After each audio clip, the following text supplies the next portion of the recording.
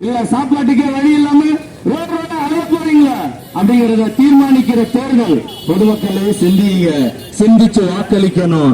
உங்களுடைய வாக்கு விற்பனைக்கானது அல்ல, பொதுமக்கள் சிறந்து வாக்களிக்கணும்.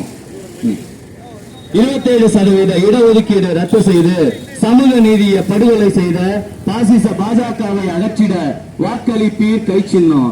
மறந்துடாதீங்க, மறந்து இருந்துடாதீங்க. 8 லட்சம் கோடி பொதுமக்கள் பணத்தை எடுத்து அம்பானிக்கு அதானிக்கு தள்ளுபடி பண்ணி எல்லா பேங்கையும் இழுத்து மூடிட்டாங்க. எல்லா பேங்க்ல இருந்த ஃபண்ட் எல்லாம் எடுத்துட்டு திவால் ஆக்கிட்டாங்க. பாத்துக்கோங்க, 6500 வங்கி கிளைகளை இதுவரைக்கும் மூடி இருக்காங்க. இன்னும் பாத்தீங்கன்னா இன்னும் எத்தனை வங்கி கிளைகளை மூட போறாங்கன்னு கூட நமக்கு தெரியாது. இந்த மாதிரி பல்வேறு அராஜகங்கள் தினம் தினம் அடுக்கடுக்கா நடந்துட்டு இருக்கு. மறந்துடாதீங்க, மறந்து இருந்துடாதீங்க. 8 மாவட்டங்கள் தமிழ்நாட்டுல தண்ணீர்ல தத்தளிக்கும் போது ஒரு மத்திய அமைச்சர் சொல்றாங்க நிதி தர முடியாது அப்படின்னு சொல்லி.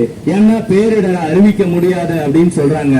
பேரிடரை அறிவிச்சா நிதி கொடுக்கணும், ஆனா பேரிடர் இல்லைன்னு அறிவிச்சா நிதி கொடுக்க வேணாம்.